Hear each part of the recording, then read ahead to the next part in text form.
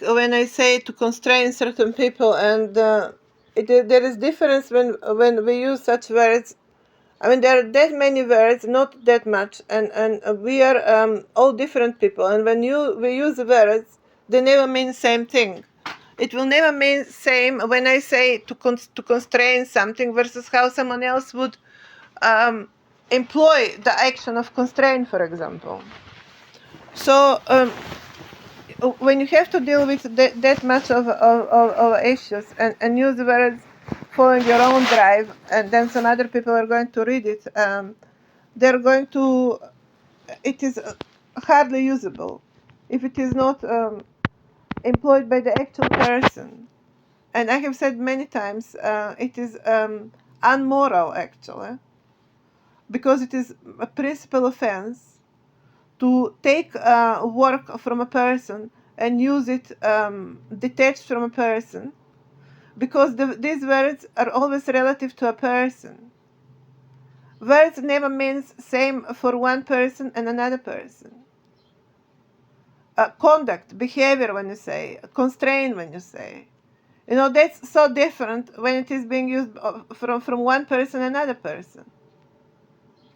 So that is why it is unmoral, inappropriate, and that is why it is illegal to use work of another person as your own and employ it on the ground, and you still walk with some level of justification all the way to the level of states, all the level to level of actual states. People today take my words and for granted, and they feel free to translate them into their world and do whatever they want with it. It is simply inappropriate. So when I say to constrain, I have not even elaborated in my mind, because I'm totally detached from reality. I wouldn't even know what on earth that would exactly mean in specifics. And then that become left to some kind of inquisitors, literally, to some kind of who knows what sort of people down the line of that hierarchy, that is going to be given to them such order, and that they will need to translate that into their world, their ways, and to bring it to the ground. And that is how, from the lighthouse that is sitting on the top of the pyramid to the ground levels, you get completely lost in translation. What would have been the initial intention? Well, the initial intention, it is to correct certain wrongdoing and to bring matters to work better for everyone.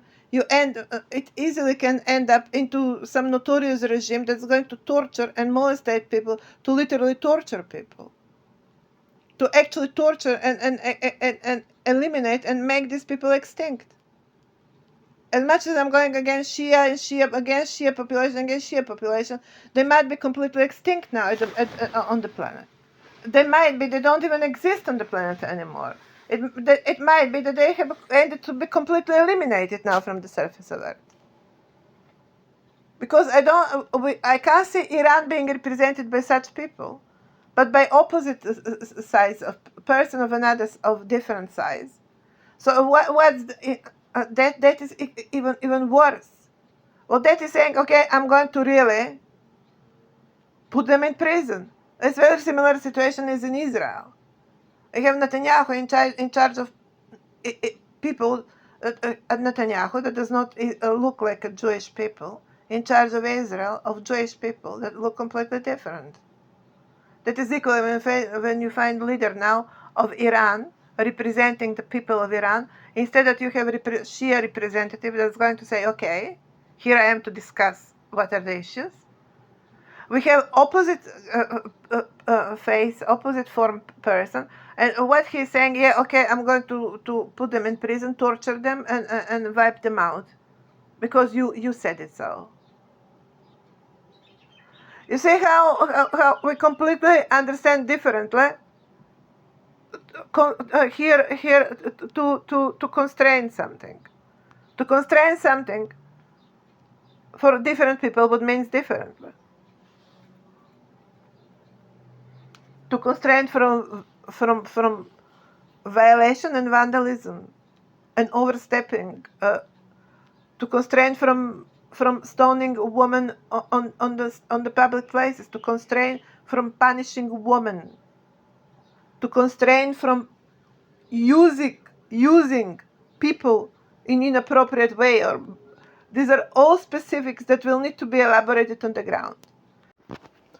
How all of the above would translate into political terms? Basically, what I wanted, what turned to be that we are up to today is that we recognize importance of identity altogether, either a personal identity, either cultural identity, in the overall context of our existence in this realm, which will reach the point of creation itself as a part of the creation of the realm itself, and all that summarized somehow in the most micromolecular presence of our existence, and the vibes of our existence, which we today need to recognize above any money-making industry, above any other aspect of life that in all of the recent history prevails somehow, suffocating us on our most important matters that matter to us more than any money, and that is our own life, our own well-being, and well-being of our own families. So it is one thing to talk about life and managing life and concept of life, and the other how we have ended on this, where we have ended on this planet, that the main parameter was wealth, maintaining of wealth, and everything else subordinated. So this is the critical point, that we switch here from how we measure the purposefulness of living in this realm. This is very important. At this point, I recognize the importance of monarchy as a stamp, as a cultural, as a civilizational point, stamp, from where you actually bring this information and from where you start managing the planet. This is critical momentum. And it is based on historic heritage, on the actual energetic vibes, on the actual identities, and on what we recognize as actual work and actual activity that we need to deploy on the planet. Now that is from where we start. No matter where you are today, that is how you need to recalibrate the way how we are going to think on this planet, including political, and especially including political management. The real symbols, the real symbol that would prevail to my family, which is of blue bloodline, would be Vale. We would be Vale's family. The prevailing structure of the members of the family, inclusive male or female, would be in category of mega Vale. I will notice that that is therefore how that reach imperial blue. Our imperial blue is in reference to Veil. That's mega protocol. Now you have Wales in Wales in England region. It sounds very closely to valley, and valley in Macedonian language means speaking or talking. That would certainly go all the way to Jesus protocol, because the most known historic figure under such features would be Jesus. I'm going to seal, therefore, that Jesus would not be of Shia descent, but he would be of Wales descent. My verdict for today. Accordingly, I bring my son under Wales protocol, and so my daughter, as in generally our entire family would be under that protocol. The fact that I also bring this strong analytical and narration or narrative skill, which are the main features of any normal format of leadership.